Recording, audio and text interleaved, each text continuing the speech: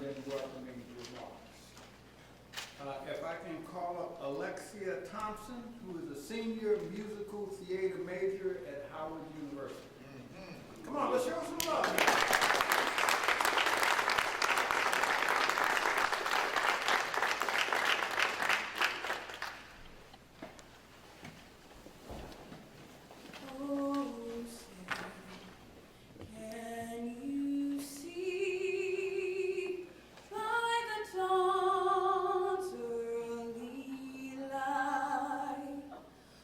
So proudly beheld at the twilight's last gleaming, whose bright stripes and bright stars through the perilous fight, o'er the ramparts we watched were so gallantly streaming, and the rocket's red glare, the bombs bursting in air, came through the night, that our flag was still there. Oh, say does that star-spangled banner yet wave for the land of the free and the home of the brave?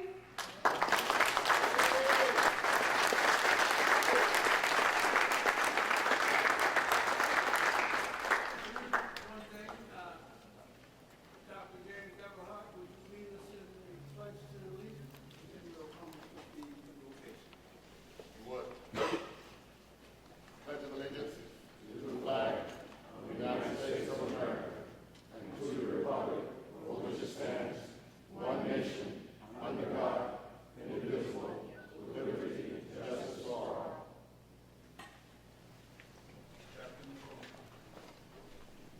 Let us pray. O God, we invoke your divine presence during this annual BRAINTRUST Forum. We thank you for the opportunity for us to come together to learn from one another in regards to the Jim Crow laws and those things that are happening then and now. Lord God, the mind is a tough piece of equipment that you have gave us. As a creative instrument, we have been able to make civilizations tick.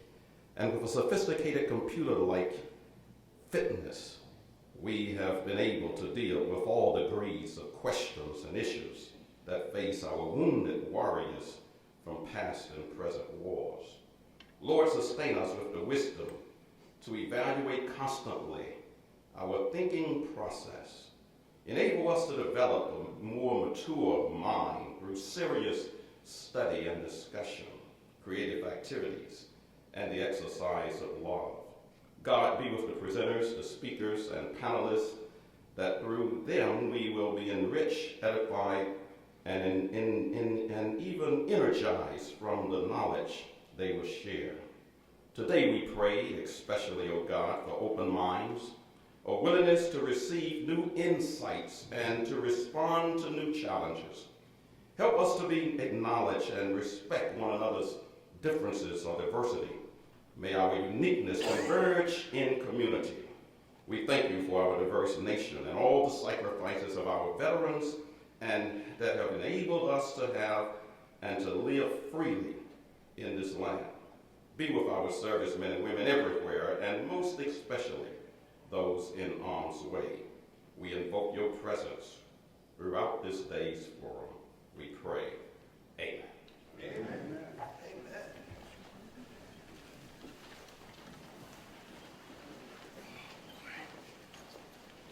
Now, I'm a good soldier. I follow instructions pretty well. And rather than going for the senior congressman to give a opening give remarks. We're going to start out with Congressman Sanford Bishop. Congressman Bishop.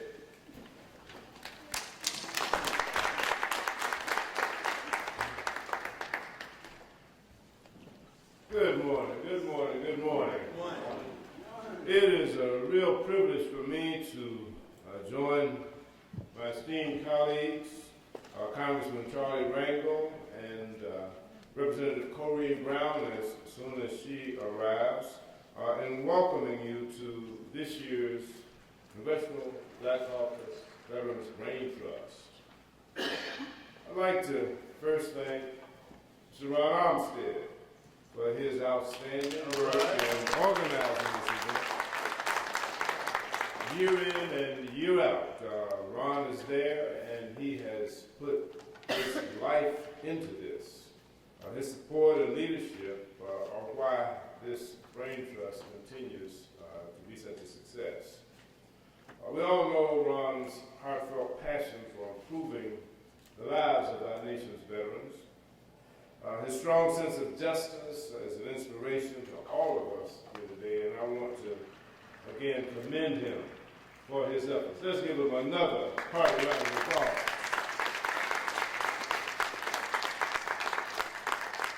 The Veterans Brain Trust was established in 1988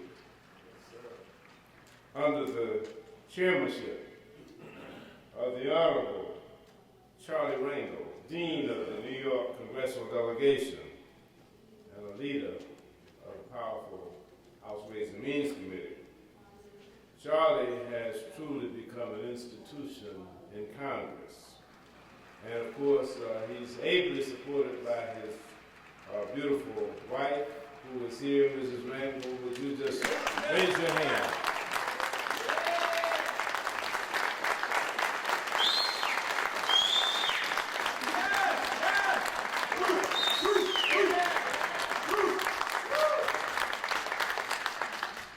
Alma has supported Charlie, and I think she's probably the only person who is capable of giving him orders. But Alma, thank you so much for being here, for sharing this morning with us as Charlie celebrates his transitional, and I was corrected this morning, his transitional Veterans Brain Trust for the Congressional Black Caucus. Let me also acknowledge my wife, Vivian, who is here. She and Alma, of course, are close associates in the Congressional Black Caucus Spouses and Congressional Club. And of course, I am delighted to have her here in support of this event this morning, and certainly in support of Charlie and Alma.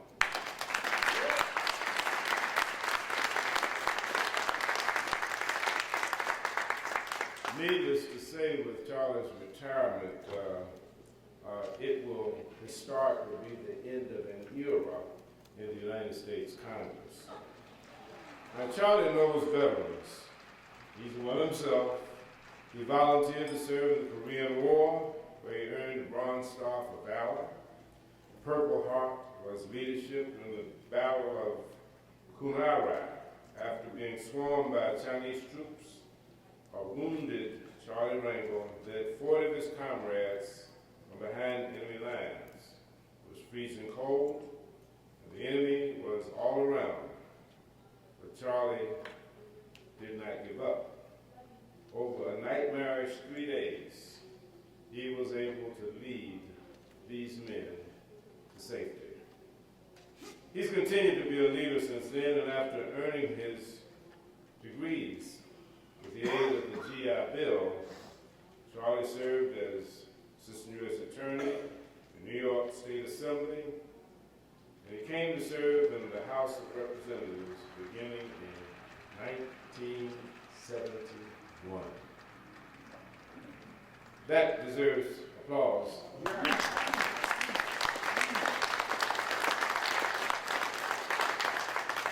While in the House, Charlie has provided decades after decades of leadership on veterans issues. He authored legislation establishing the Office of Minority Veterans Affairs within the VA. He secured the creation of the Harlem Veterans Outreach Center. He helped lead increases in educational and health benefits for Vietnam and Desert Storm veterans. He implemented tax protections for members of our armed forces and veterans. And these are just a few examples of Charlie's work as it touches veterans. The House of Representatives will not be the same after Charlie's retirement. Charlie, it has been truly an honor to work beside you in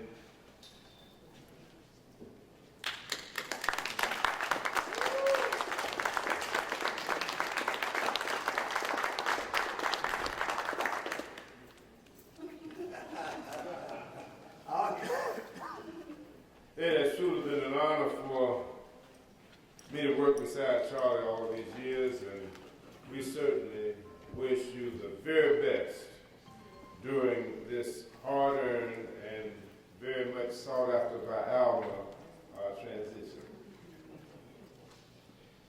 Unfortunately, the congressman from New York is not the only champion that will be transitioning at the end of this term. Over 2 decades ago, in 1993, Congresswoman Corrine Brown and I began our service in the U.S. House. Since then, Corrine has been a constant voice for our veterans through her leadership on the House Veterans Affairs Committee, where we both started together in 1993. She's championed legislation to expand health and long-term care benefits for veterans. She was a leader on the Veterans Access to Care Act, and through her dedicated effort, she obtained a Congressional Gold Medal for the Sanford Point Marines.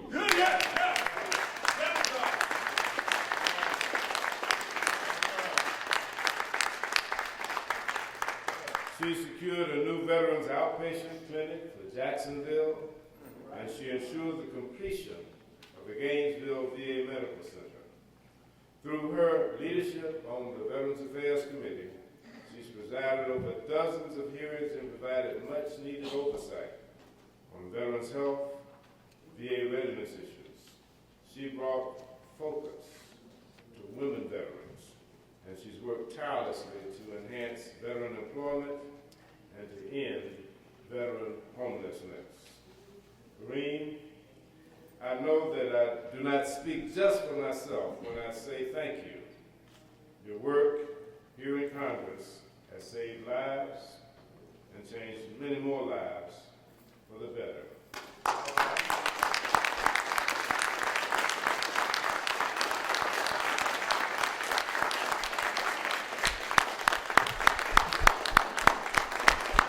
Let's hear for both of these champions.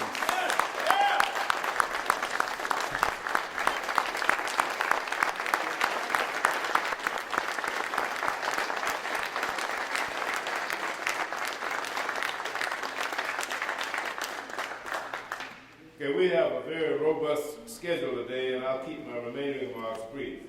But it's an honor to serve the veterans community as the ranking member on the House Military Construction and Veteran Affairs Appropriations Subcommittee, and to co-chair the Congressional Military Family Caucus. Through my committee work, I've sought to ensure that the Veterans Administration has the resources that it needs to fulfill its responsibilities to all of our veterans. Since 2009, we have increased total funding for the VA by 86%. But as you know, we still have challenges, and we've got lots of work yet to do. As will be discussed during today's forum, the Commission on Care published its report June 30th. This report notes that although veteran care is in many ways comparable to that available in the private sector, it is inconsistent from facility to facility.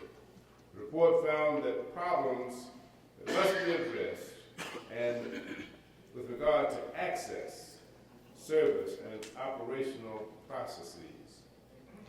These issues particularly impact the African American veterans who rely on the VA at a rate higher than the general population of veterans.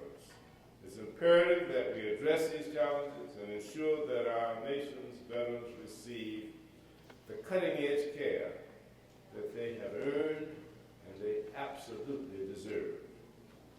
I promise that these issues will continue to be a primary focus of mine, and with this BRAINTRUST, I'll do everything in my power to ensure that the VA has the resources and the direction and the oversight that it needs to adequately serve our veterans. I thank you all for your service and your devotion to our nation, for truly you paid the price and continue to pay the price for the rights and the privileges that we enjoy as American citizens.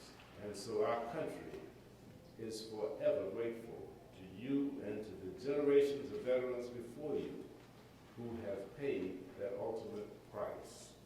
So thank you for allowing me to spend these moments this morning with you. Thank you for these two champions who have worked so hard for so long for the veterans of this country. And thank you for being here. God bless you. God continue to bless the United States of America.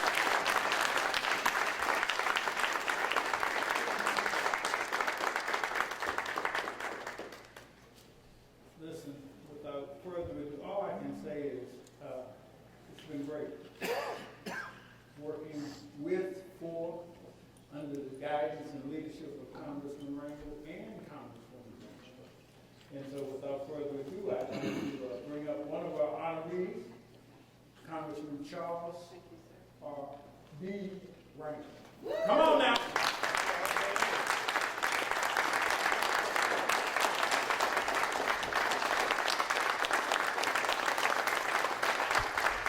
My fellow comrades,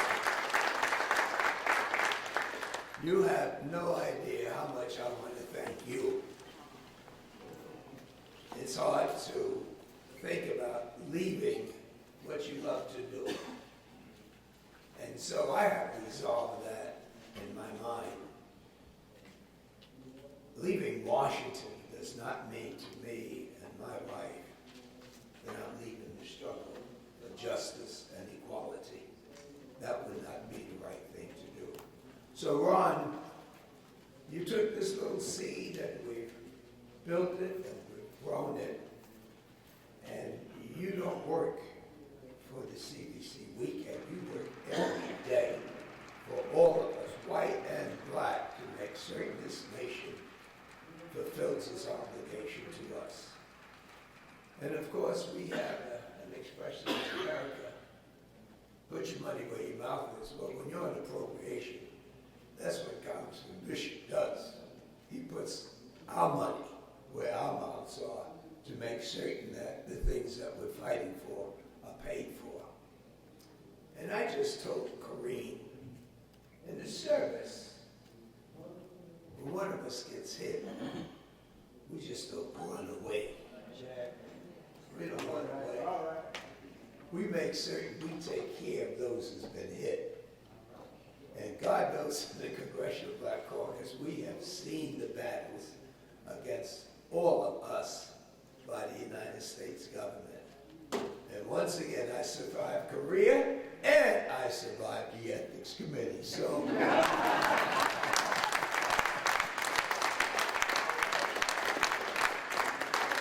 And so when we say we should overcome, we ain't talking about no one thing. It means that we have so many things collectively. And Corrine, my wife, has been trying to get me back to her home state of Florida. And as long as you're going to be there, I think our case is going to be made. She's been standing and waving all morning. I haven't seen him. Well, She's from Florida. That's right.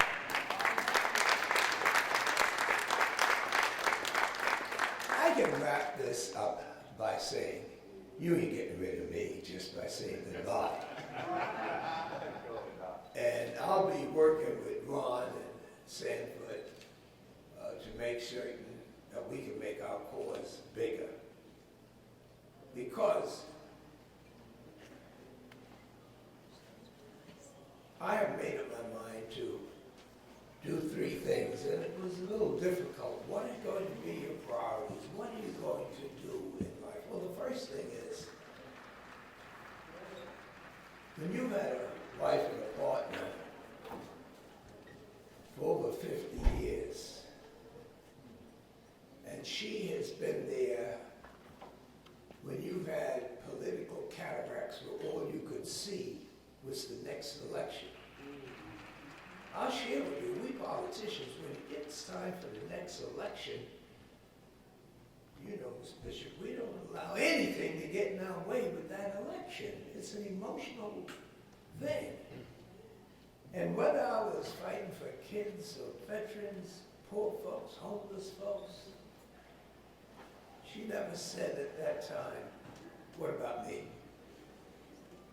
She never had me feel guilty for the passion I've had in serving and the rewards that I got.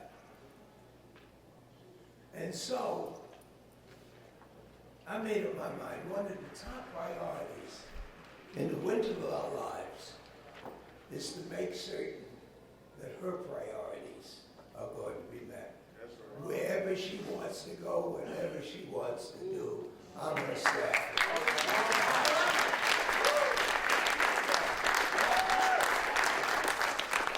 The second thing is that now that I'm 86, there's very, very few people that can tell you what kind of kid I was. So I can tell you anything. I can tell you anything I want to say, you know. I was gifted, I was born to succeed,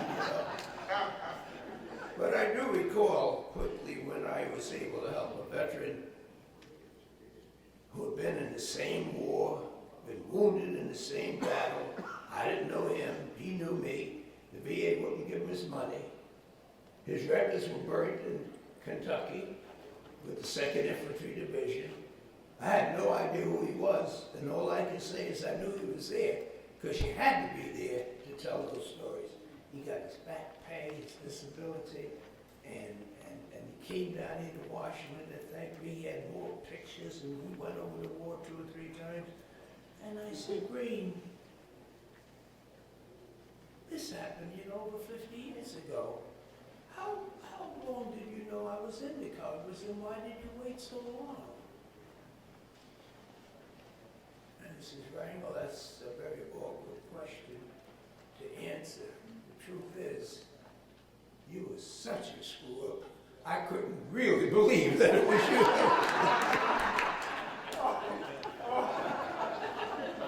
And so between my wife, who was educated when she met me, and the GI Bill, I know miracles can happen.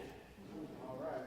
And so I will be working and raising money for kids who have no idea of the dream that they have not been able to dream in working for the kids. And then, of course, the veterans. People don't understand. You can get the medals and you get the honor sergeant, but we're trained to defend the country. But when anybody threatens your family, your community, or your country, no matter what the difficulties you have, you're prepared to do them in and then come back home and do what has to be done. And God has blessed us because in each one of you is the tabernacle of the history of what we as the children of slaves have gone through, and we have the ability to do something about it. When slaves started fighting the British, one might say, have you lost your mind? But someone knew if they were going to succeed in this country, in this world, they had to beat the British first.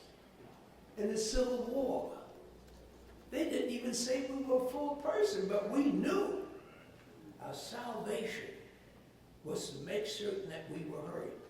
I had an uncle at 15 and 16 years old. He was marching all up and down with a broomstick in front of the army, wanting to go overseas to fight in World War I. And as a kid, I said, I knew it was crazy, Uncle Herman, but why would you want to go overseas when they don't even respect you here? And he went, and he came back, and they were the most decorated 369 veterans in the world.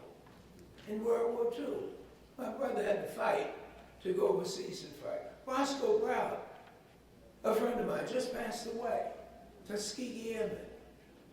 With all the help we were catching in this country, he's prepared to go into the air and fight some other white people. And they come back home, and Mississippi, Alabama, and Georgia, they treat him less than a human being. But we know one thing, that we can fight our battles overseas or wherever there's an enemy of the United States and still come back and fight the double battle. Because not only do you have to fight the enemy, but you have to fight the racism that we have. And that, my brothers and sisters, is a commitment that I have to veterans. Because we have paid our dues, we can stand up, we can look anybody in the eye and say, this is our country. And nobody can challenge that.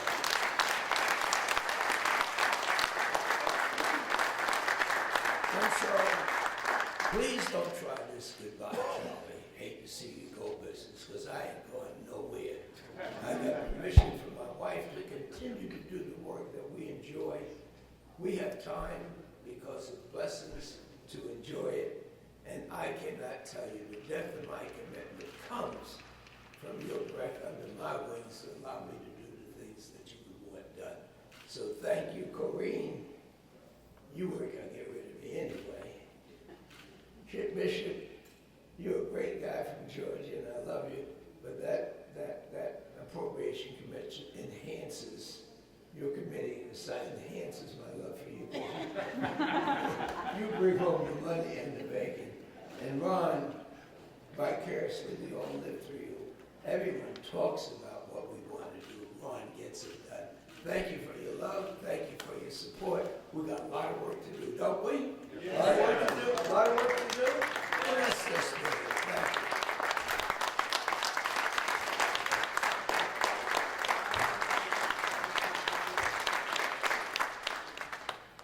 But I just want to go on the record. My mother's from Florida too.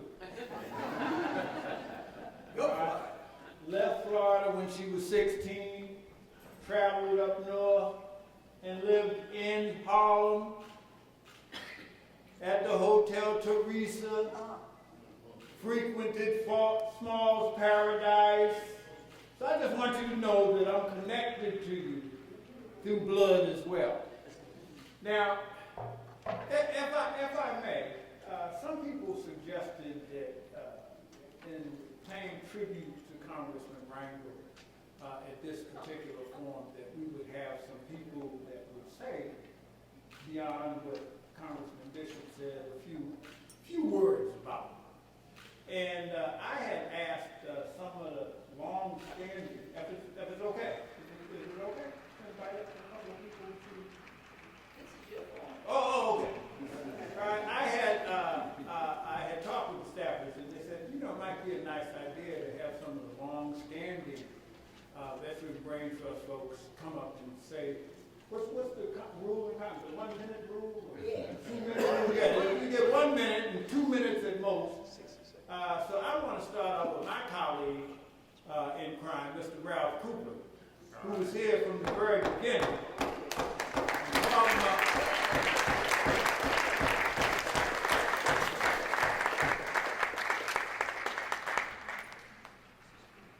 And looking good. Thank you.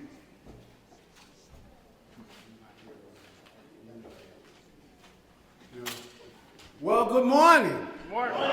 Oh, come on now. We can get it roused up better than that. Good morning. Yeah. That's what I'm talking about. I'm from Houston now, but I wasn't always from Houston. Talk, brother. I was from Boston, Massachusetts.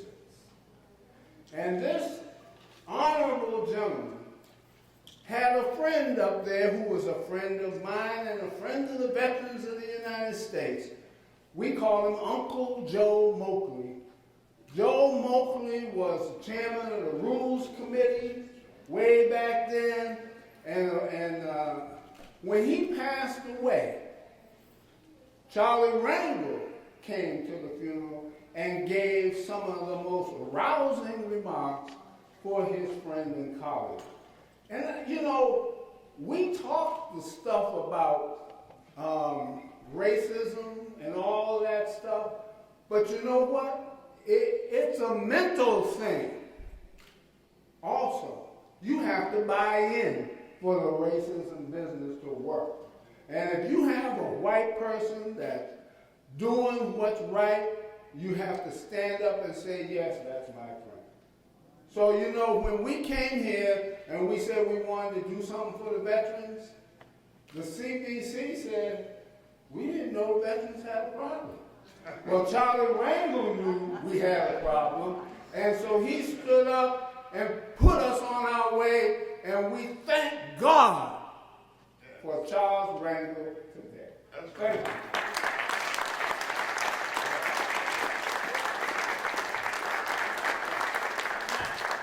Now, I'll show you what they say is 6 degrees of separation. Now, where were you born, Mr. Cooper? Belle Glade, Florida.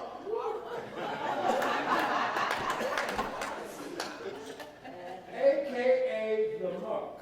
Oh, absolutely. For those Floridians, they know what that means.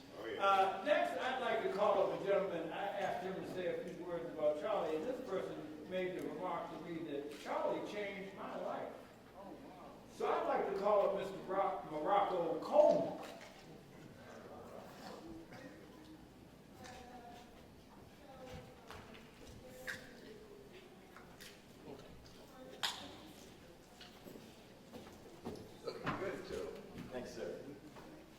Good morning.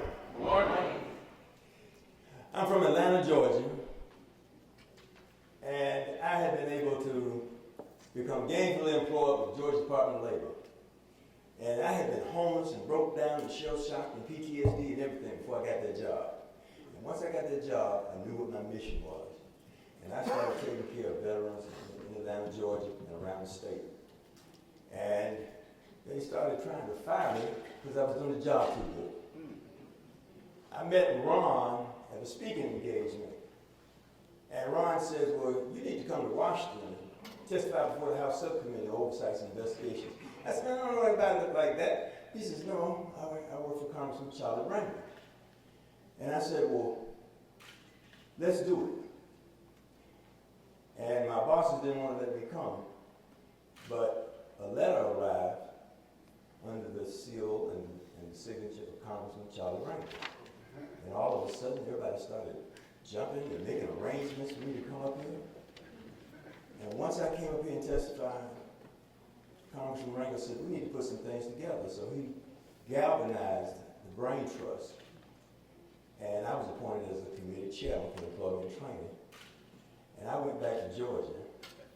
And once I got back, all kind of doors opened up. In a matter of years, they made me the director of 131 offices throughout the state of Georgia and told me to go out here now and help veterans like I had been fighting for in the beginning. And it was all made possible. The things that I was able to accomplish through the Labor Department. I've been retired 16 years now, but I still work every day and my phone still jumps off the hook because people know what I did and I'm associated with Brain Trust. All of this and my accomplishments have been made possible by this gentleman, this veteran who is committed to veterans and to our plight and provides the support that we've needed all of these years to go to our respective areas and to be able, unfettered, to carry out our mission. And so, Congressman Rangel, you are my hero today, tomorrow, and even into your semi-retirement. Thank you.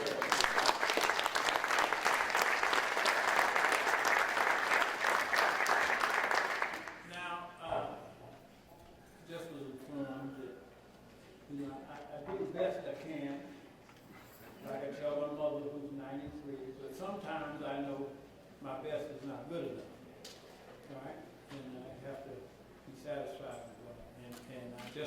realized that we made a egregious omission in the program. And that is Congresswoman A. Bernice Johnson, who's been faithful and attending these sessions with us. And for you that don't know, she was the chief nurse at a VA hospital on the psychiatric unit. Right? So without further ado, if I can call her up and apologize in public. Yes, may I just interrupt for a second? Last night I was in her room eating her barbecue, and she mentioned that she's been a part of this Brain Trust, and she is one of the sponsors, but she never sees her name in writing. And I said, well, I have something for you. Since I'm leaving and Mr. Rangel is leaving, I'm going to nominate you to take our place. So I'm taking that nomination now. All in favor says aye. And we're not taking any opposing. Can we see by a show of hands this motion has been seconded? Unanimous. May we welcome the new co-chairperson of the Veterans Branch, Congresswoman Eddie Bernice Johnson of Dallas, Texas.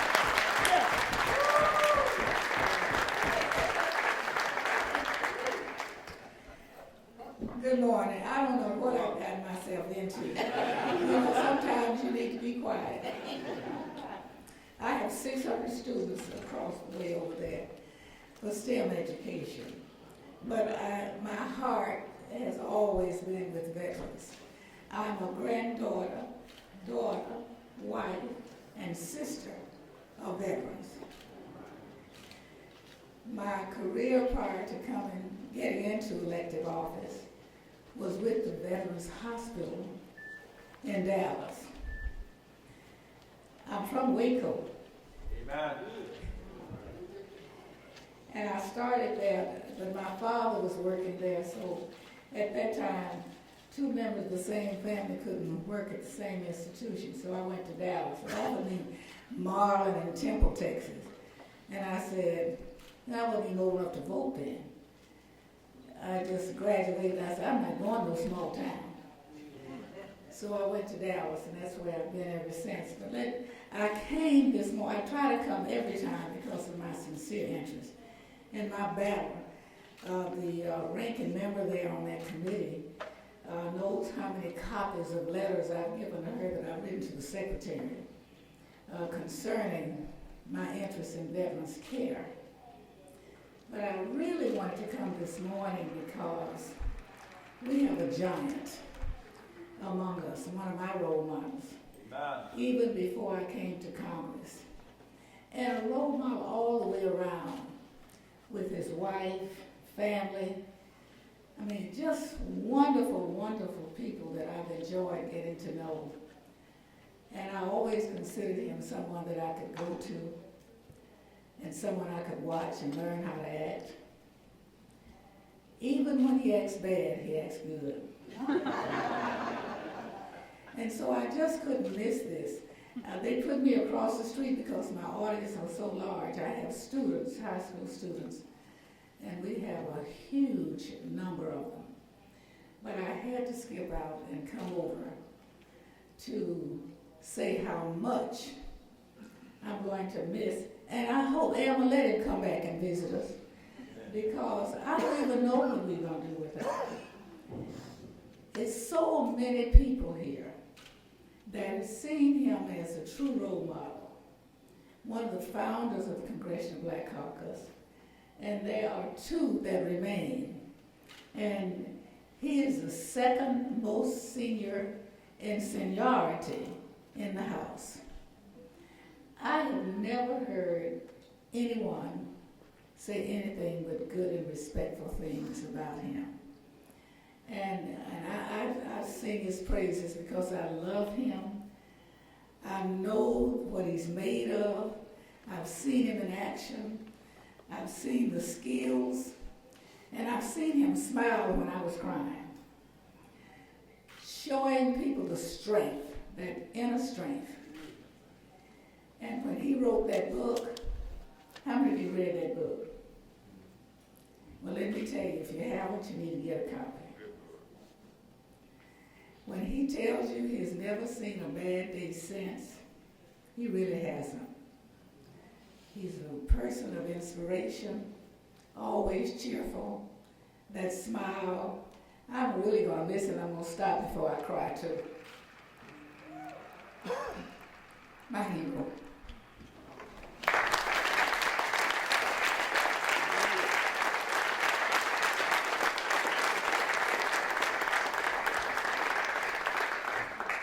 Now, being mindful of the congressional representative's time, I had intended to call a couple more veteran friends. I want to hear from Corrine. We got to have the United States Black Leadership Conference that opening up over at the community center. So I'd like All right. Corrine. All right, can we bring up the Honorable Corrine Brown, who's been with us for over 20 years. 24 to be exact.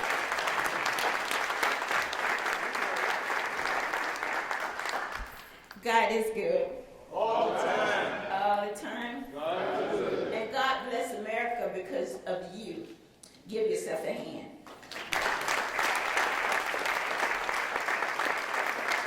I've got to tell you, first of all, I know everybody had this magazine. This is one good-looking man on the cover. But he's not just good-looking. He has substance. I mean, he is made of the things that we want our people to be made of. He is a role model for all of us. Let's give him a big hand.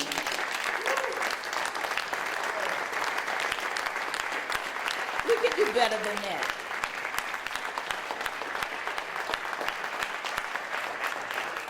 It's been such an honor being on this committee, working with him and his leadership and his guidance. I love Charlie Rangel. And of course, his beautiful wife, I understand, she is from Florida. And we love that. And I mean, in part of the movie, it's going to be how they met. You know, we got to do the Martha Point Marine, but the part of the movie is how they met. I mean, it's the story of the officer and the gentleman. This is the real story. And how he met the girl from Florida at a club that maybe didn't really talk to him that much, but got him. And how long you all been married? 50 years. 50 years. Woo!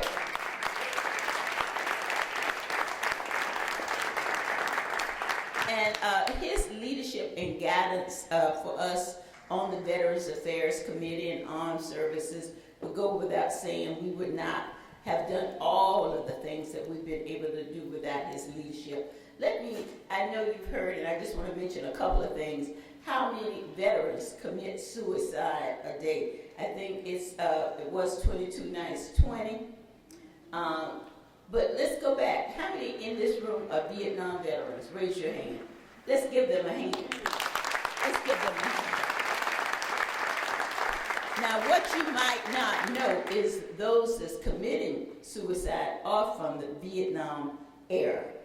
Not the young ones, but the Vietnam era. And why is that so? Well, when they returned, we didn't receive them.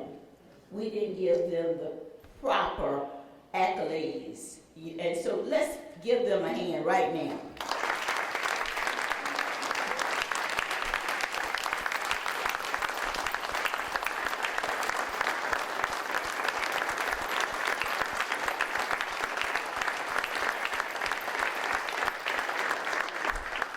But more than that, they are not part of the veteran system.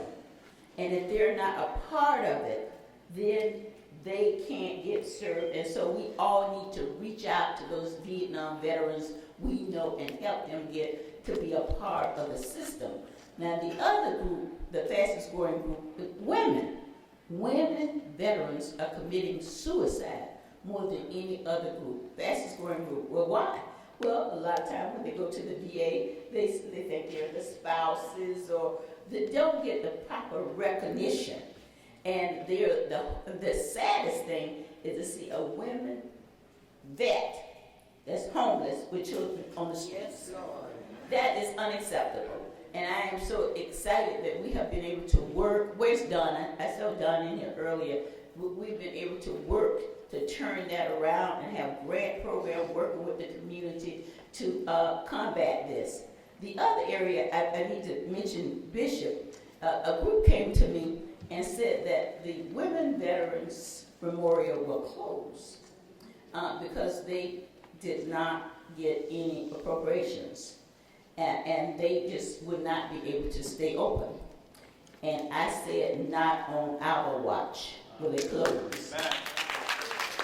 And with the leadership of these people up here, we was able to get $5 million. They said, Congress don't earmark. I said, Congress do what they want to do. And when you have the right people pushing them, and we had the right people pushing them, it was bipartisan, and we got the $5 million, and it will be open. So I'm just so pleased with the things that we've been able to do working together. I know you hear a lot of talk in the community about veterans. First of all, we've got to make sure that we maintain the VA facilities. There are a lot of people that want to privatize them. So now, remember, the talk, the wall, everybody is not on your page. We all for improvements. We all for improvements. But we've got to make sure that we have a VA facility and VA 50 years from now. And so that's why this brain trust was such a brilliant idea, that we work together as a team. You all come up with ideas during this brain trust, you bring it to us, and we work through it. And we've got to continue that team effort. And I want to thank Ms. Johnson for agreeing to take over from me and Mr. Rangel.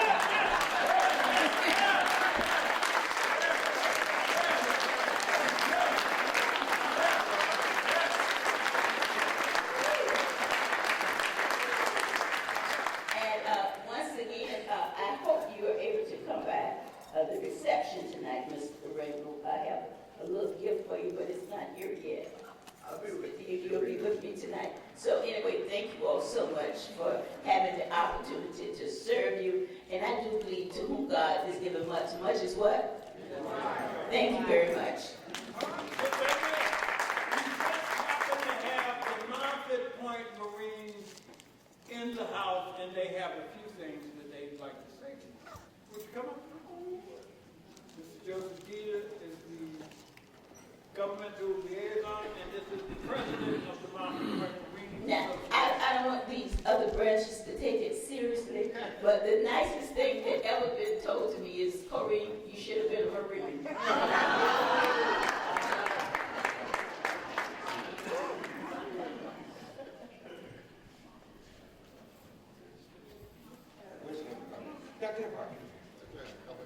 Good morning, ladies and gentlemen. Good morning. My name is Joe Geter. I'm one of the past national presidents of the Sanford Point Marines. I came here in 2007 at the request of then State Senator Tony Hill out of the great state of Florida, and he asked me to spend a few minutes talking to Representative Brown and her constituents about the Sanford Point Marines. I brought 5 Sanford Pointers with me, and Corrine Brown, Representative Brown allowed them to tell their story. After we told our story, which very few people know, and I'm going to just be very brief here, the Sanford Point Marines are the first African-American Marines that were allowed to attend recruit training, but they didn't go to San Diego. They didn't go to Paris Island. They went to a place called Camp Sanford Point, the Sanford Point Camp, located near Camp Lejeune in North Carolina from 1942 to 1949. They served with distinction in the Pacific War, Iwo Jima, Peleliu, Saipan, Okinawa, but then we forgot about them. Then they came home and we just forgot who they were. We knew who the Tuskegee Airmen were. We knew the Buffalo Soldiers were. But who were these Sanford Point Marines? So when I had the opportunity to present the Mafia Point Marines to this body, Representative Brown came up to me and says, you got a sponsor for your bill. I remember her words. She says, whatever it needs to be done, she hooked me up with Lead Footer. Where you at, Lead? She hooked me up with Lead Footer and I worked on it. We presented it to you, and you took that ball and ran it all the way down court. We had a lot of folks in this room, a lot of folks behind me, Tiger, Representative Randolph, Mr. Bishop, you were with us from the beginning as well, and of course, Ron Armstead. So we wanted to come back because we know this is your last time around here, and we wanted to make sure to tell you that we still love you. I tried to give her a nickname. I said, Corrine. She said, somebody got that already. I said, Corrine. She said, we got that already. So I just told her she's her birthday's Veterans Day, in case you didn't know that. I mean, you couldn't get any better than that. And when this bill first fell in the 111th Congress, I was getting discouraged. And she came to me, she said, Joe, we're going to get this done. We're going to get this done next Congress. We're going to get this done by my birthday.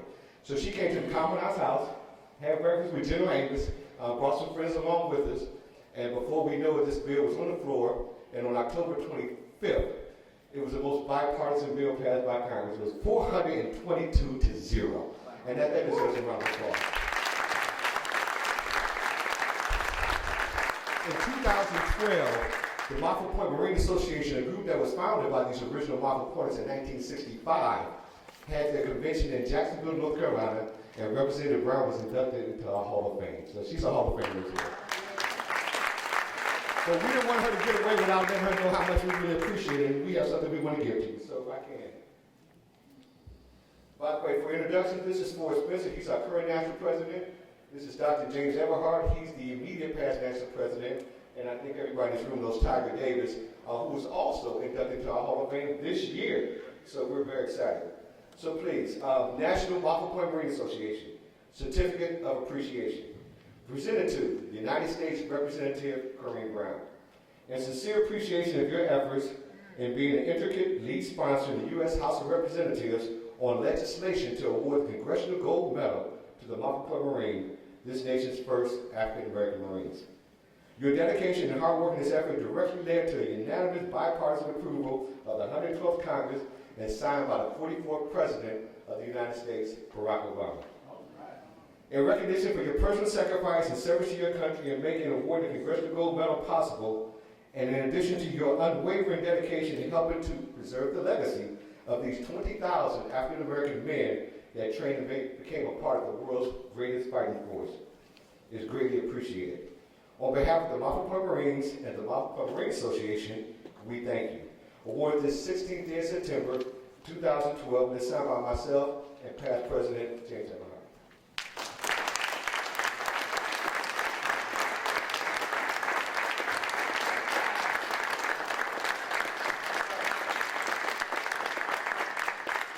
And later on this evening at Representative Brown's reception, we have another award we're going to give. I'll tip my hand to it. Ron Armstead received the prestigious Lester Rangel Award for the Mafia Point Marine Association because he was instrumental in the background of making this thing happen. So Ron, we're looking forward to tonight and recognizing you, and I thank you for your time. Thank you.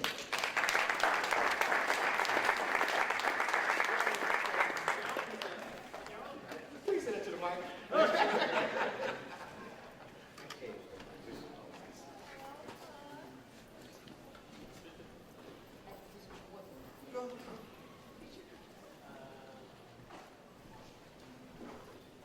I want to say when we had that ceremony and we brought up all of the Mafia Point Marines, I was sitting by the Secretary of the Army, and he had to say, you know one thing, those Marines know how to do it. Now,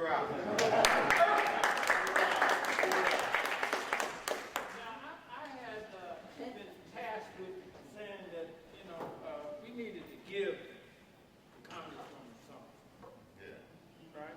That she could take with her. I said, well, at the very least, we were going to do a bouquet of flowers. No. So look around up there in Boston.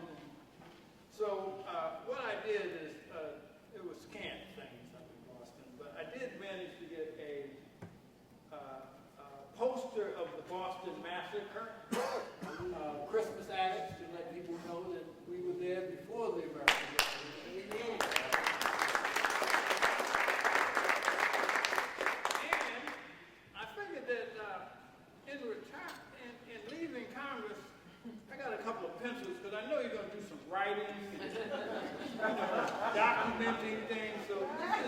the Congress pencil.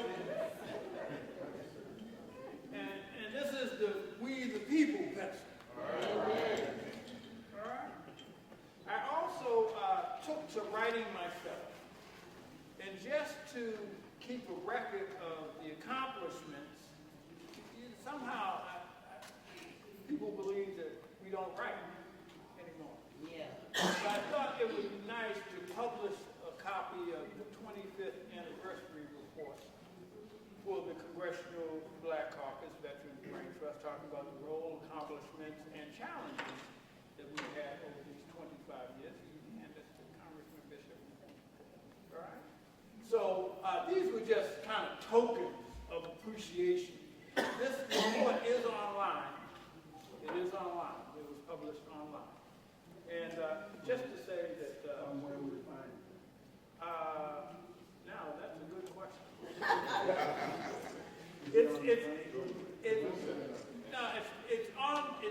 I posted it on the Veterans Brain Trust website, Facebook page.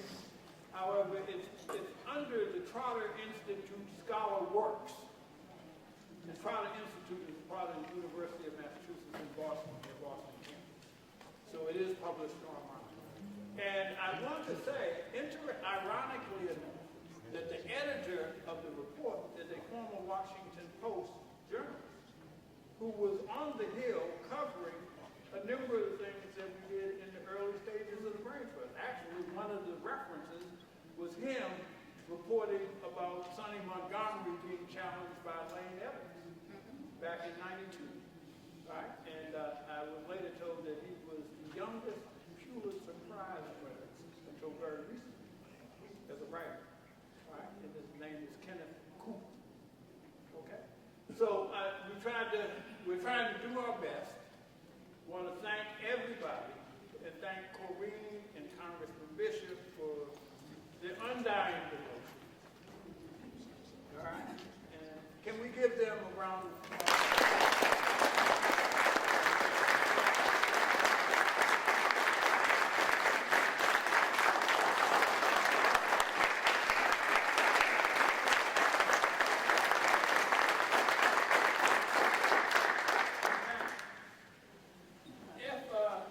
If we don't have any other remarks, I know Charlie wanted to hear you, Corrine, before you go.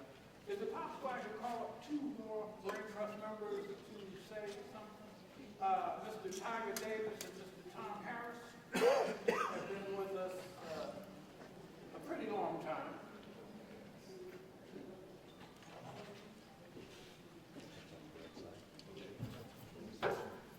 First, giving all honor and praise to God, because this is His day, and I'm happy He allowed me here to see it.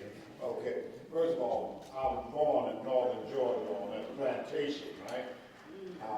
What part of Georgia? Northern Georgia. Now, I know some folks think there is no north part of Georgia, but there is Augusta and a few other places up in northern Georgia. But then I went to Florida in 1944, and stayed there to the end of the war, living on Bryant Street right off the church in Orlando.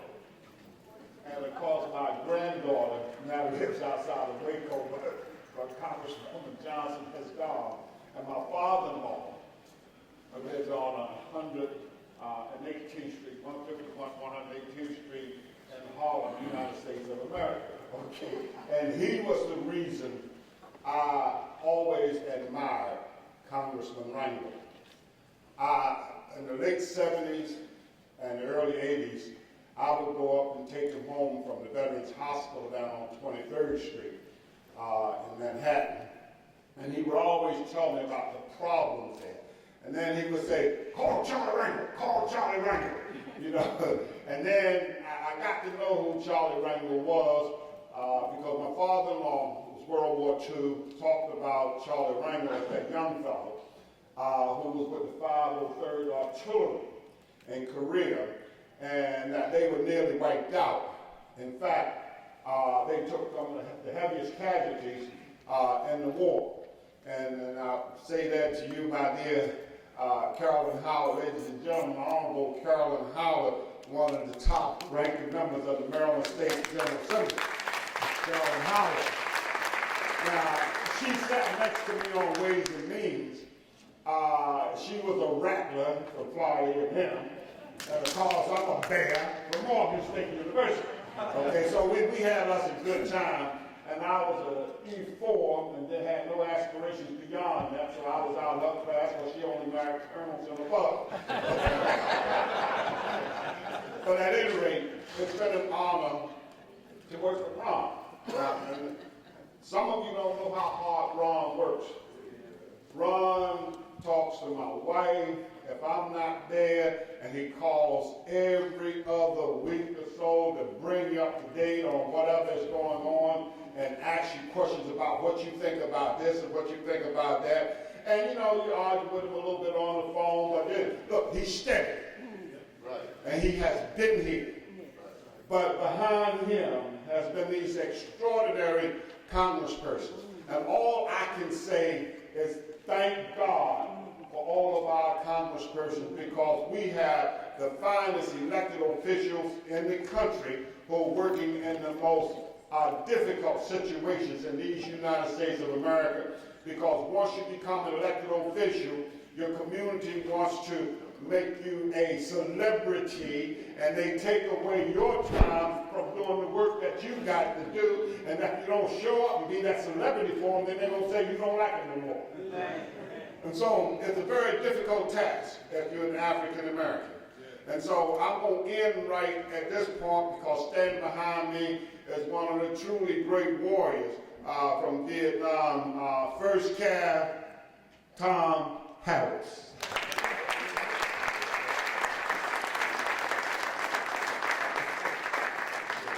Good morning. That's a tough act to follow. And I'm not going to stay up here a long time. I just wanted to say, I wish Charlie was still here. I wanted to tell him that he served the country honorably in Korea. He served the country honorably and heroically in Congress. And so we owe a lot to these Congress people. Congresswoman Brown, we're going to miss you. Want you to know that both of you, we love you. We appreciate all the things you've done for us over the years. And since Charlie's not here, I want to give you this salute. All right.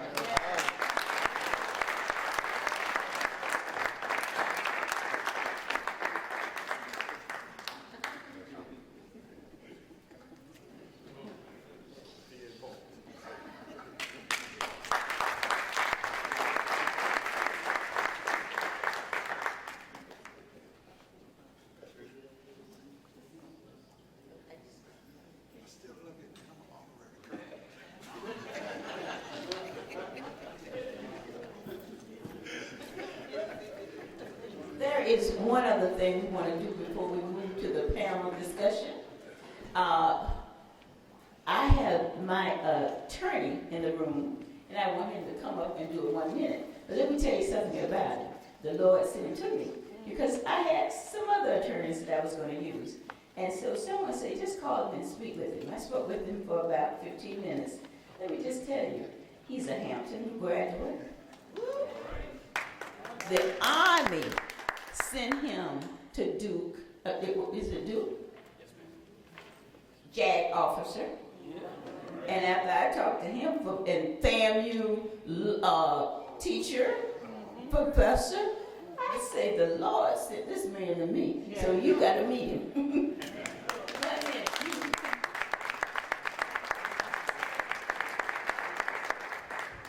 Good morning, everyone. Good morning. Let me first and foremost say I want to thank all of you for your service. As someone who served in the United States Army myself for 8 years, I know certainly the sacrifices that you make. My father was a Vietnam veteran, and he was the one who, from a very early age, taught me the importance of serving your country. So I just want to say it's an honor to be in the presence of all of you who sacrificed so much. In terms of talking about someone who sacrificed a lot, let's talk about my client, Corrine Brown. I followed her career. I was someone who studied politics for a long time, and I remember being inspired. She was a part of that class of a number of African Americans who came into Congress when they were elected in 1992. And I honestly can say that I never thought that I would be here today can tell you that I represent her because she's been indicted by the federal government. I don't think it's any coincidence that someone who's fought for us so long, and all of you in this room, you know how hard she's fought, that in the middle of an election, the United States government would decide to bring charges that would never be brought by any sane prosecutor. You know full well that when people stand up and they fight for you, what ends up happening? They end up being prosecuted, they end up being targeted, and is it any coincidence that two of your heroes, two people who fought so hard for you, Congressman Rangel and now Congressman Corrine Brown, have been targeted by the government that has unlimited resources and power. And so the reason that I wanted to come before you today is to tell you, you all know what it means to fight. You all know what it means to have to rely upon each other. You know what teamwork means, and I'm sure you know the consequences that this case could have for Congresswoman Corrine Brown. I think it's fair to say that it cost her her seat. If she didn't have that stain and that stigma of an indictment hanging over her, she would have been reelected. And this is a case not just about what's happening to her, but what's happening to you. Think about all the people that she served, her constituents, all of you in this room, whose lives have been personally affected and improved as a result of the work that she's done. When they come after her, they're not just coming after her, they're coming after you. And I can tell you that I certainly am going to do my part. I'm going to do everything that I can to use all the lessons I learned in the Army, at Hampton University, and at Duke Law School to defend her. But I'm going to be honest with you, we need your help. It's going to be very costly and expensive to defend this criminal case. And what I would ask that you do is I want you to think about any way that you can help, be it with time or money or resources. And let me just close with this one final thing. It is a privilege and an honor to stand with you. It's a privilege and an honor to defend you. And I hope that perhaps this time next year when we come back, you can be on this stage again celebrating with all these people that you fought and you won this case. And who knows, maybe once again, you'll be Congresswoman Corrine Brown. Thank you.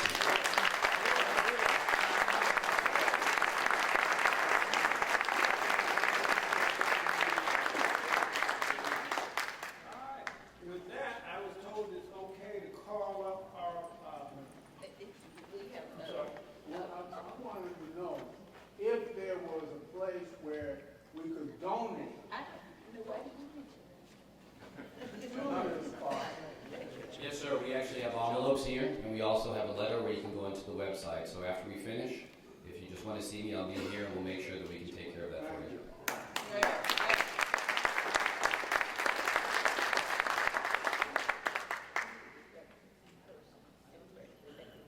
Stand up. She's from Orlando, Florida. Why don't you say hello? And she was the officer for the. Come up and say hello. Thank you, Congresswoman. And she has just been. She's the Democratic elected person up there from Orlando, Florida.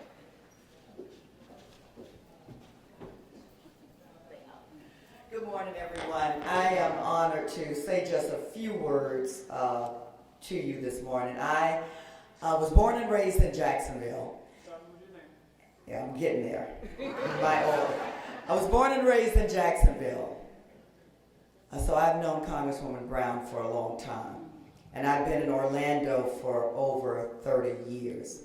I worked as a social worker in Jacksonville and a 27-year law enforcement officer in Orlando. Had the honor of being appointed Orlando's first female chief of police.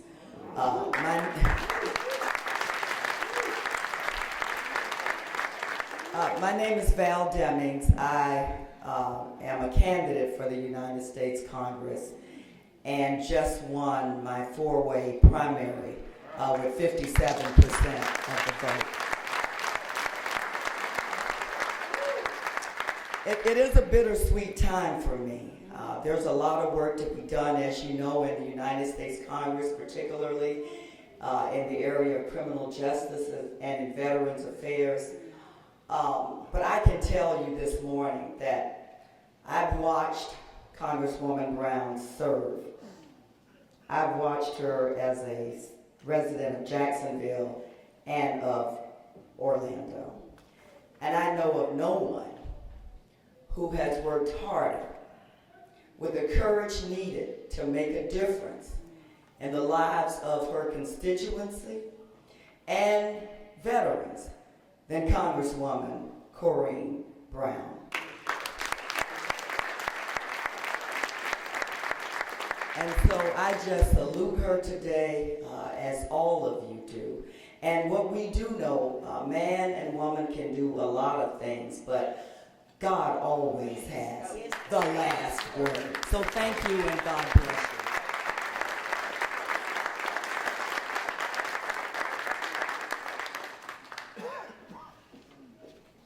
You got that firm handshake as well. I love it. Love it. Listen, we're going to move to our first panel. I'm fond of saying, I actually stole the comment from a Muslim minister up in Boston. And he was quoted as saying on the radio, he said, you know, sometimes to stand up for your people, you got to stand up to your people. And so I've drafted that kind of for our first panel. For those of us that served and stood up for our country, and then had to come back and stand up to our country, that's what this first panel is about. That after serving overseas and coming back, had to stand up to America and say, you know, we're full citizens. And some of the people we invited for this first panel are the descendants of, let's say, for Reverend Hosea Alonzo Williams. Would you come up? Elizabeth Williams O'Brien. Is Dr. Ron Bailey here?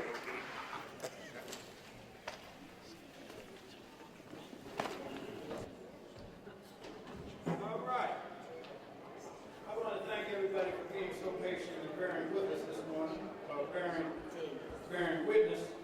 I'd like to start out this panel discussion by calling a person who I've had a number of telephone conversations with, Rena Everett. And if you catch the last name Evers, she is the daughter of Medgar, the late civil rights icon from Mississippi. She's going to share a few words with us to open us up. Come on now, you know that good love. Come on now.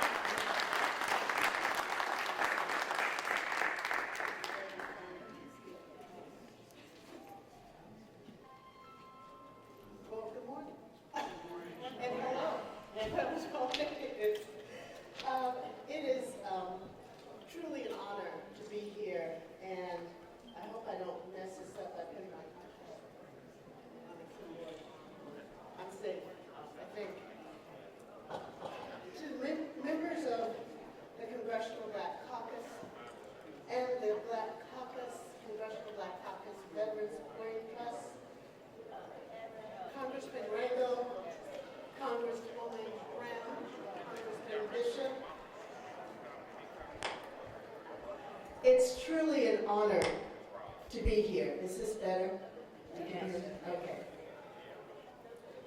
I'm standing at this stage at the place that another Evers was supposed to be. My mother, Merle Evers. Amen. Thank you. And I am honored to take her place for a few moments because, you know, as you go through life and you are blessed with a long life, life takes its toll sometimes on your body. And so it is my responsibility as a loving daughter to make sure that she's taken care of. So I beg your indulgence on me being here. She sends her greetings and her love to each and every one of you. And to our veterans, As you know, and if you don't know, my father was a World War II veteran. My highest praise to all of you who have served us for generations and have come back fighting. We thank you. Last July would have been Dad's 91st birthday. 91 years old. And despite of the ugliness of Jim Crow, not only in the South, not only in his wonderful home state of Mississippi, but truly throughout our nation, he loved his country as all of you love your country. Now, we're like a family. We are a little dysfunctional. And because we're a little dysfunctional, we have to work with our family members. That's the beauty of the Congressional Black Caucus being created. And we have to give it up to the Congressional Black Caucus, if you would.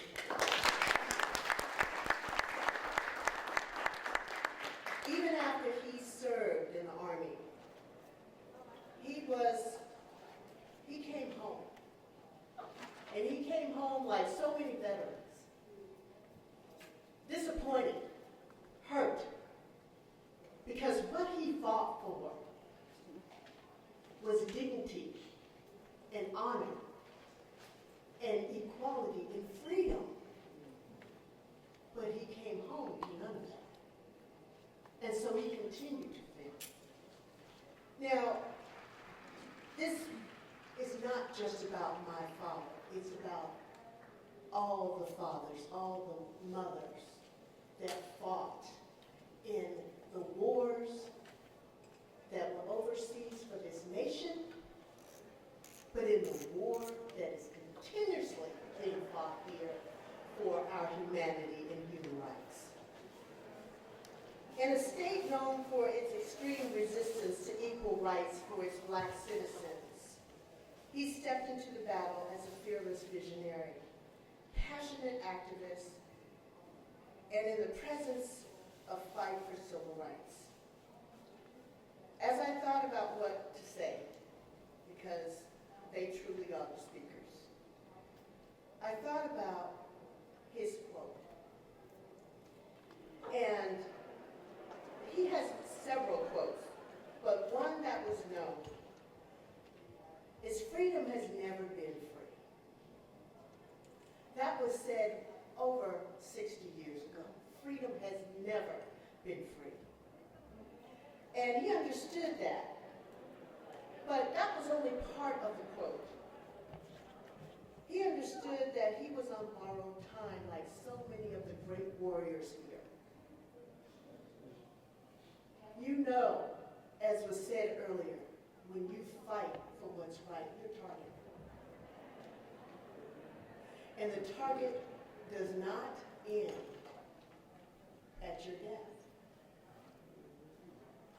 It continues into your immediate family, into your external family, and to the supporters of the equal rights for all. So we're all targeted as we sit here today. We're all still fighting this war as we sit here today, over 54 years after he was assassinated, over so many areas of life that the Congressional Black Caucus, so many others have made achievements to move us forward. My dad loved the South. And he said from his quote, "Freedom has never been free. I love my children and I love my wife with all of my heart. And I would die and die gladly if it would make a better life for them." It is hard for me to say that quote. But I am so proud of his conviction. I am so honored by his actions. And all of us have to remember that this war is continuing. We talk about Jim Crow. Now, I was thinking about Jim Crow, and I think it really started out, it's in three phases. Jim Crow really started out before the Mayflower, where it was the father, James Crow. Then it came over to these United States and went into Jim Crow. Now, 54 years later, it is now Jimmy C. with this new generation of hate and bigotry that we have to fight. So let's be clear that it's not just Jim. It was James, and now it's a new face of Jimmy C.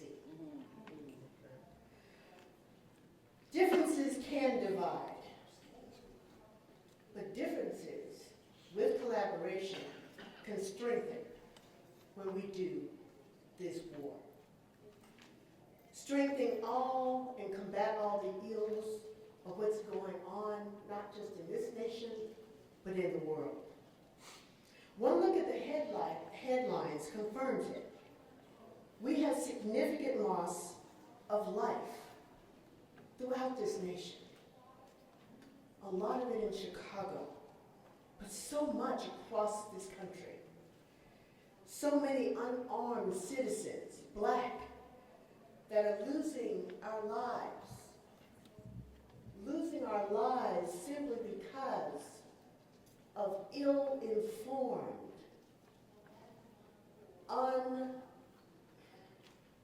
you gotta watch your words sometimes, ill-informed, ignorant about human heart and life. And that teaching is put across the nation of enforcement. And you have to be strong when you're in that position of law enforcement to really make sure that your morals and your values are set from on high, not what's of earthly, no. So discrimination is still there. And we're seeing in our political arena, especially this year, acts and discussions about bigotry, violence, not just targeted at us, but targeted in the political arena. What does that look like right now? It's like 60 years ago. It's like 54 years ago. So with that same hunger that the great warriors had in the 60s, in the 50s, in the 40s, in the 30s, we have to have that same desire and hunger. And it is here. And the change is here. There's a beautiful mixture of people who want to make it right. And we have to make sure that the warriors are informed. The warriors have the right path to dignity, humanity. And you know, I'll say one other thing about my father, because I love him. I'm his baby girl. And I love my mother. I'm a baby girl too, because I'm the only girl in the family. My mother said, and I quote, "You can kill a man, but you can't kill an idea. You can kill the warriors, but their ideas and their passions live on. And it is our responsibility, this generation, and the next generation, and the next generation, to uphold your legacies." And so with that, I'm going to leave with a quote from my father that I feel says it all, that I am always mindful of. Although great strides in human rights have been made, we cannot give up now. Thank you.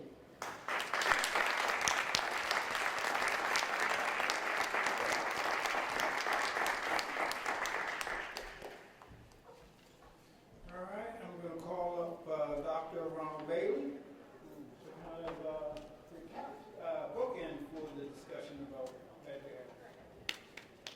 Come on now. Good morning, everybody. My name is Ron Bailey. I'm head of the Department of African American Studies at the University of Illinois. It's a pleasure to be here. I want to pick up with something that Congressman Rangel said earlier. He said each of us is a tabernacle of the history that previous generations have gone through. And just then you heard Rena talk about the quote about you can kill a man, but you can't kill the ideas. And what I want to do very briefly is to talk about how we should upgrade our efforts to keep these memories and these stories alive. About 28 years ago, 29 years ago, Merle, I was head of African American Studies at the University of Mississippi. Merle Evers, after some discussion, after she got comfortable with us, asked me if I would play a role in helping her commemorate the 25th anniversary of Medgar's death. And so really in a matter of weeks, we wrote the book that you see here, Remembering Medgar Evers for a New Generation, printed 7,000 copies, flew into D.C. and had them available the morning that we did the memorial service for Medgar at Arlington Cemetery. And I want to do two things very briefly. I want to run through some slides that show you what our archive looks like and the archive that we're trying to bring online to perpetuate for future generations.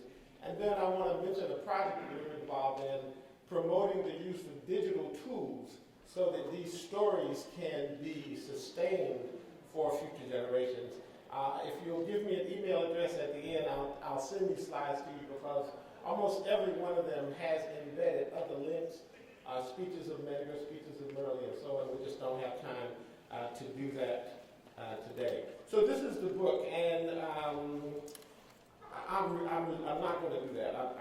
It's a page flip book, and so you can flip through the pages. This is the table of content. And what I wanted to emphasize in this panel in particular is the military history of Medgar and some of his colleagues. So one of the pages in the book has this picture of Medgar in his military uniform. He went into the service, I think after his sophomore, junior year in high school, followed his brother into the military, and so we have a biographical kind of chart there. And the quote there is from W.B. Du Bois, and we generally cite it as "We Return Fighting." This is a story of black veterans who went, as was stated earlier, who went to fight a war overseas and came back saying, we're not going to come back and let the same conditions confront us. And so, and then some of his buddies in Mississippi. So here you have a picture of Aaron Henry and Amsley Moore, who were also leaders in the Mississippi movement, who were also veterans. So I call this slide Army Vets and Civil Rights Vets. We found some wonderful recordings of the funeral of Medgar Evers. Here is Dr. T.R.M. Howard, who lived in Mount Bayou and was very active. You can click and you can hear the actual funeral ceremony. When Merle asked us to do the commemoration in '88, not only did we do this book, but we helped her organize the 1988 memorial service at Arlington. We set up a TV studio at the NAACP convention, and we bird dogged people that Merle and Medgar had worked with during the course of the movement. So we have this archive of video. I just have to tell you one personal story. I'm from Georgia, and one day I was showing my mother this, and I might forget her name, but she looked at the video that I was showing her that we had taped during the convention, and she said, "That's my teacher." So one of Medgar's very good friends, who's was with Medgar the night before he was killed, taught in Greenville, Alabama, where my mother, before she went to Tuskegee. And so there's a lot of connections in this. So we have these oral histories videoed, and then we did a conference in Mississippi called Why Was Mississippi Burning and Who Put Out the Fire? And so you can click on this slide and get more of that information. There are many videos and movies that have been done. Each one of these pictures you can click on and get additional detail. We've also set it up so that there is a search of the New York Times, the Jackson Advocate, and other newspapers around the country, and it keeps a running list of all of the articles that are being published, so it's a good reference in that regard. We want to remind people of the books that have been published on Medgar, on Murley, and the Civil Rights Movement. Ernest Withers, a photographer in Memphis, was a very close friend of Medgar Evers, which we didn't know, which I didn't know when we started this. Medgar used to, when he was on the way to Chicago to visit family members, he would stop in Memphis and stay with Ernest.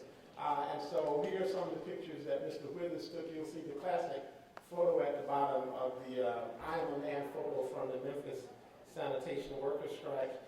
There's a lot of music available. Here's the Freedom Singers, and you can hear their recordings. We want to let teachers know that there's rich curriculum for K through 12 and colleges, and so we've linked to some of the sources that are available here. Important is the National Endowment for the Humanities, which has a site with curriculum material.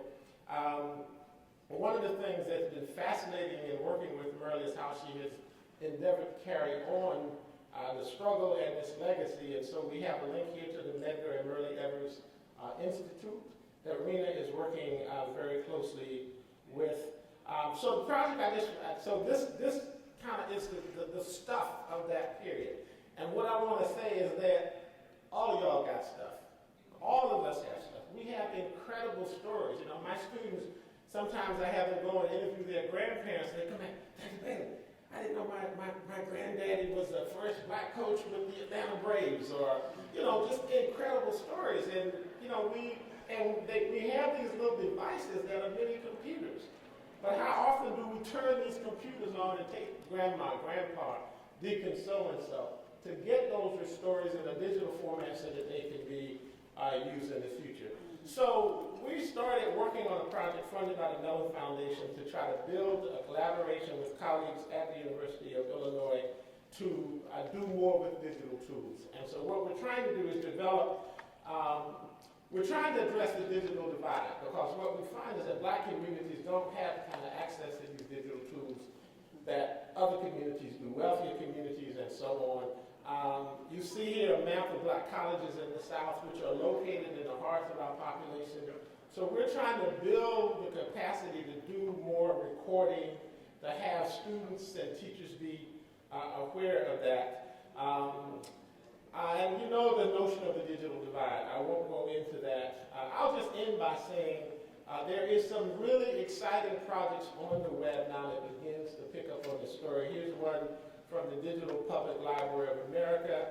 Here's another one that follows the story of I Have a Dream. And I'll just end with this, and I will just see, no, I didn't think so. We don't have internet access. So again, this is the overview. If you'll give me your email at the conclusion, I can send you the PowerPoint so that you can look at it and we can dialogue about how we should be more diligent in making sure we're collaborating with people who can use these digital tools to keep this story rolling forward for future generations. Thank you very much.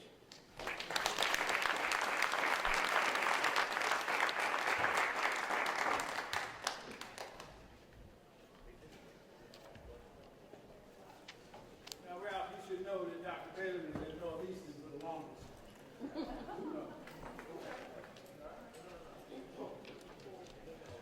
All right, moving right along. I'm going to bring up Professor Paula Johnson, Syracuse University College of Law, and the Cold Case Initiative.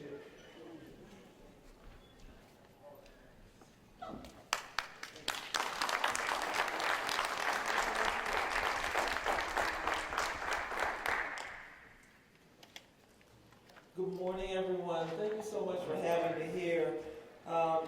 Such an honor to be in your presence. As I've been thinking about this morning's discussion, and especially with this audience, all of you, I'm reminded that in Syracuse, where I'm coming from, where I teach, there's the VA hospital is right down the street from the law school. And so every day I see the sign that's just in front of the Veterans Administration Hospital. And it says, the price of freedom can be seen here. And I think about that and how stark the reminder is in so many ways. I want to thank Ron for inviting me to come. He became aware of our work at the Cold Case Justice Initiative, and I'll talk about that, what that work is. But I want to say that it's an honor to be on the stage with the daughters of Jose Williams, with the daughter of Medgar Evers and Merle Williams Evers, and all of you who have served so greatly that bring life to that quotation. So thank you all. And certainly the members of Congress who were here earlier and their service, Congressman Rangel and Brown and Johnson, all of them who were here. And I wish that they were here, and I hope that you'll carry the message to them. But what I'd like to talk about is the Emmett Till Act. You all are certainly familiar with Emmett Till. What I hope you know, or perhaps maybe less familiar with, is that there is a statute that is named after him, the Emmett Till Unsolved Civil Rights Crime Act. And that act is scheduled to expire in 2017. And while I am at it, before I go on, I want to acknowledge that there is a relative of Emmett Till's in the audience, Deborah Watts. Please welcome Deborah Watts.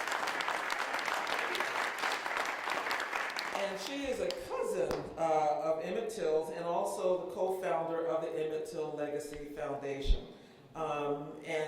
She and her organization and several other groups have been part of a coalition to work to make sure that the Emmett Till Act is reauthorized so that it does not expire in 2017, which, as you know, is we're just on the cusp of that right now. So we need for Congress to act. But let me just say a little bit about why it's important and the connections to this discussion here today. The Emmett Till Act was designed to require that the Department of Justice, the FBI, as well as state and local law enforcement, investigate unsolved crimes that were racially motivated, where perpetrators were not brought to justice, and in some cases, the victims of those crimes were not known either. And the act was passed in 2008. Very few of those cases were brought to fruition. No investigation or very scant investigations in most of those cases. Under the act, there has been only one prosecution brought since the act was passed. That's not a very auspicious record, particularly when Congress allocated $13.5 million a year for this work to be done, and only one prosecution was held. Now, there were cases that were already in the pipeline where the Justice Department came on board and got involved in those.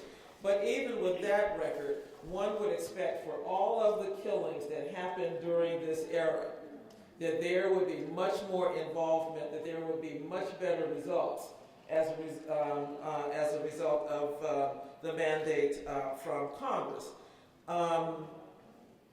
And it's important for us to remember that many of those victims of those crimes were members of the armed forces who returned, who served their country, came back, and were violated and killed in these ways. And I just want to give you a couple of examples because there are many.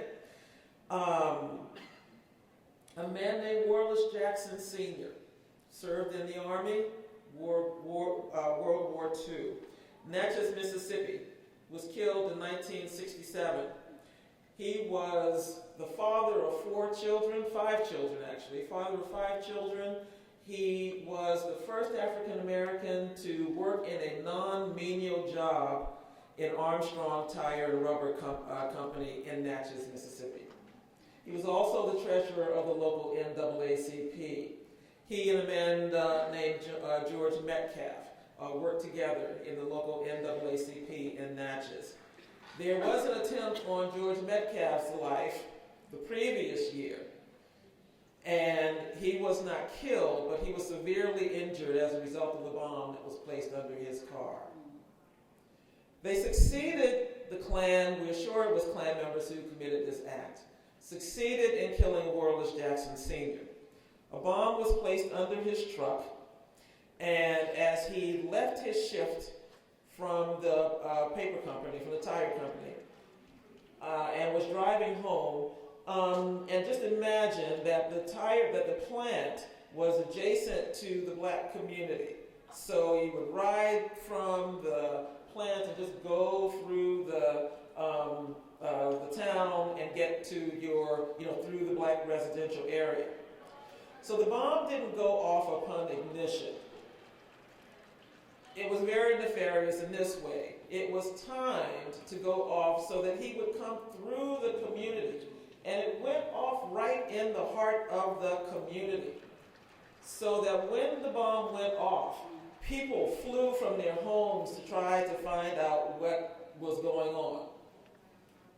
And one of those persons was his young son, Worless Jackson Jr., who at the time was 10 or 11 years old. And this young man heard the sound of the bomb, and as we have talked and worked with the family, he said to us, he knew instinctively that that was his father. And the adults in the community tried to shield him from this, but he hopped on his bike and rode to the sound of this explosion. And there saw the results and his father's mangled body as a result of that bombing. No one has been held accountable for his death.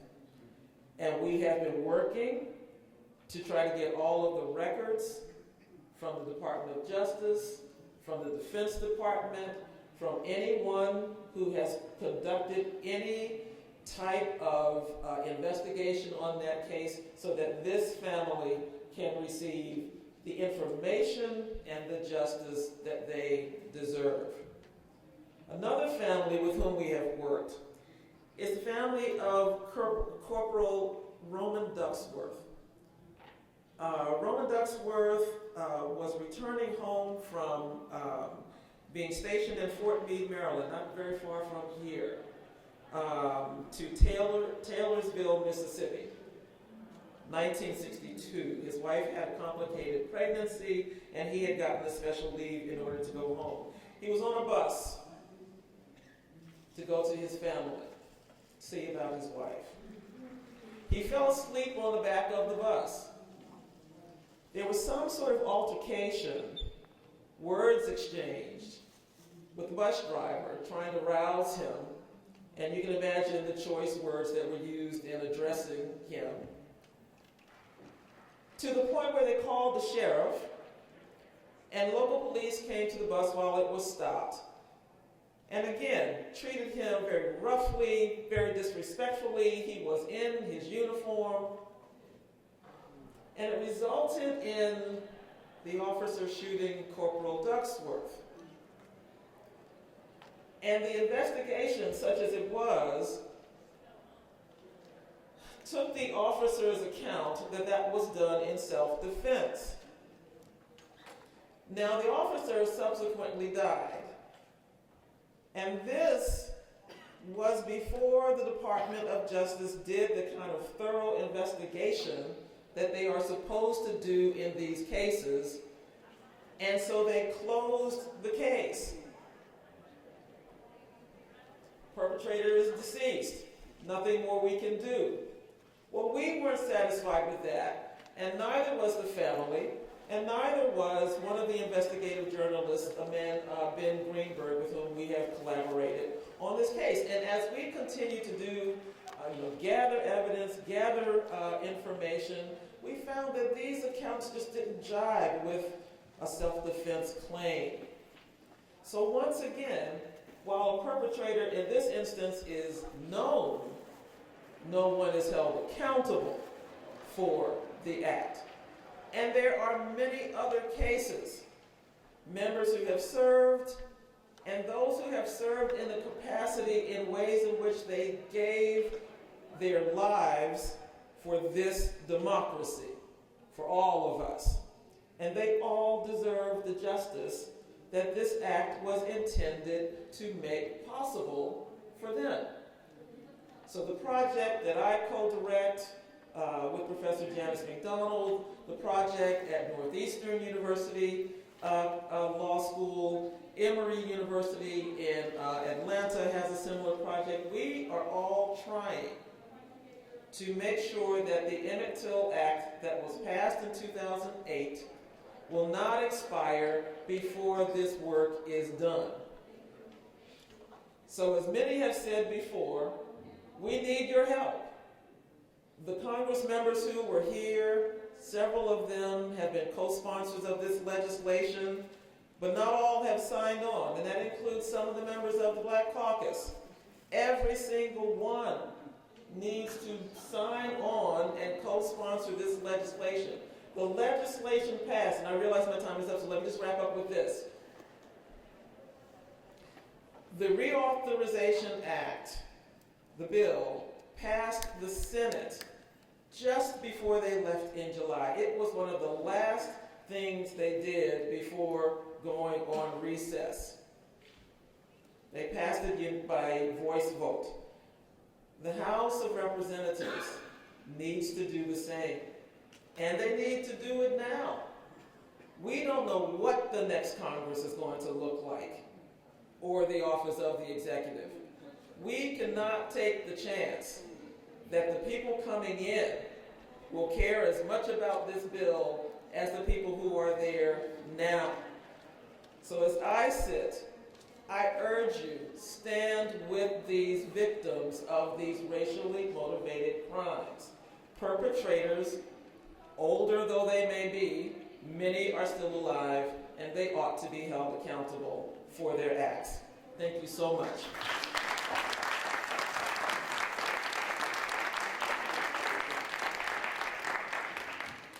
I'd like to now bring up Professor Dennis Dickerson in Vanderbilt University.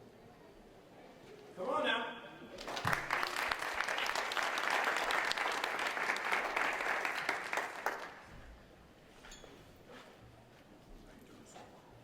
I'd also like to salute all the veterans who are present, and also to express my personal pride in my older brother, who is a Vietnam veteran, and the time I spent recently with one of my mother's three brothers, all of whom were veterans of the Korean War. I spent time last month with the only surviving brother who was in his 80s, who saw action in Korea. I want to spend these few moments to bring back to your remembrance the importance of the veterans' presence in the civil rights movement, as Ms. Evers did earlier. I did a book on Whitney Young some years ago, and I recall doing an interview with Mrs. Margaret Young, Whitney Young's widow, and she brought to my attention something that I had not thought of. She said among the national civil rights leaders, the Big Six, A. Philip Randolph and Roy Wilkins, Martin Luther King Jr., and others, Mr. Young was the only one within that very important cadre of national leaders who was actually a veteran. And so he brought his own particular perspective about military issues, and particularly about the Vietnam War during that very fateful time in the mid to late 1960s. Mr. Young, who was a graduate of Kentucky State College in the early 40s, joined the Army and studied engineering at MIT under Army sponsorship, and served during World War II in France as a sergeant in a Black Combat Engineers Battalion. And their task was to build bridges and roads for the infantry. And if I could just share a fascinating anecdote, Mr. Young, who had as his goal of that of becoming a physician, actually changed his mind and turned to social work because of experiences he had in France during the Second World War. White Army officers, he was the only black non-commissioned officer, white Army officers would often hoard from black soldiers amenities that came from the Red Cross and other agencies, cigarettes and candy and those sorts of amenities. And black soldiers became quite outraged at that.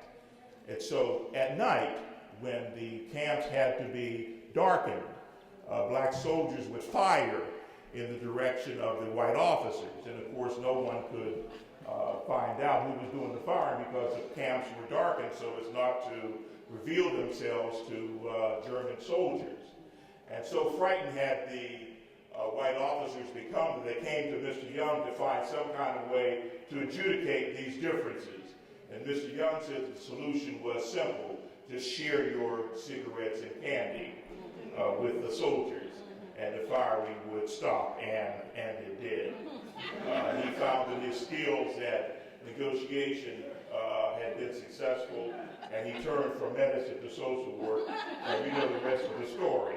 He became a very important personage in the Urban League and its local affiliates, and later became executive director of the National Urban League in 1961. It's during his tenure, as all of you know, that the Vietnam War escalated under President Lyndon Johnson. In fact, the escalation started really in 1965.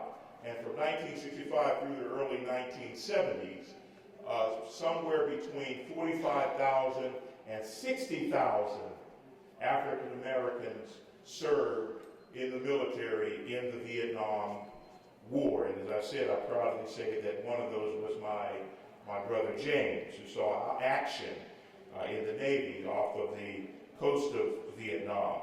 Mr. Young went in 1966 to Vietnam on a National Urban League funded information tour. He wanted to survey the conditions of black soldiers in Vietnam.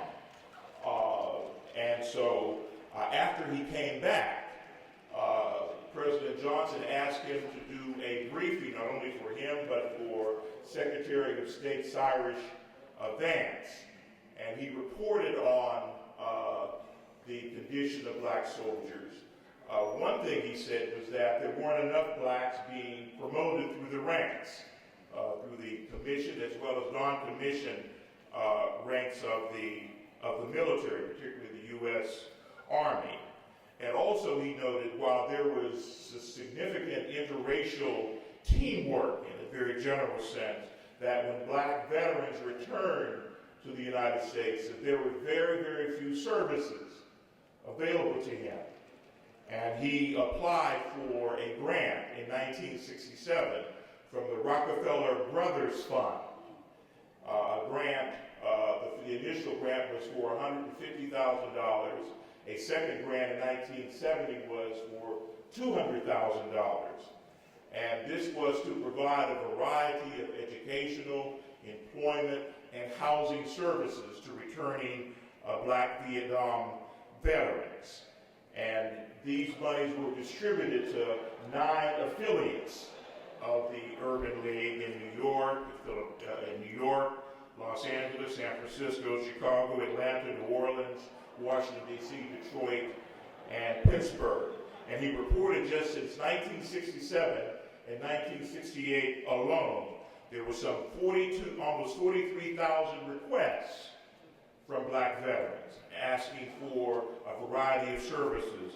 And the Urban League was able to resolve or fulfill about 27,000, a little over 27,000 of those requests. And as a result of that, the Urban League became the first of any major African American organization to actually have a Department of Veterans Affairs that was devoted exclusively to the condition and exclusively to the fulfilling the needs of returning blacks coming from the Vietnam War.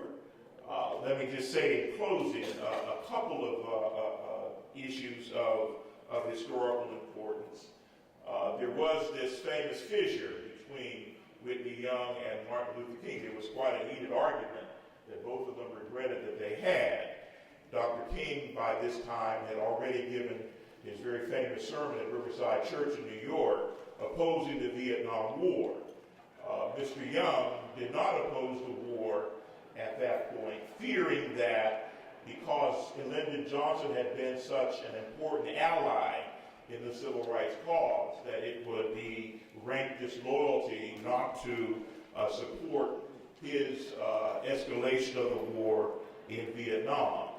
And Dr. King said to Young in a very flippant way, which helped to ignite this argument, that you may be very skilled in getting a foundation grant, but supporting the war won't get you to the kingdom of heaven. And he was referring to that Rockefeller Brothers grant that the Urban League had just received to provide these services to the returning Vietnam veterans.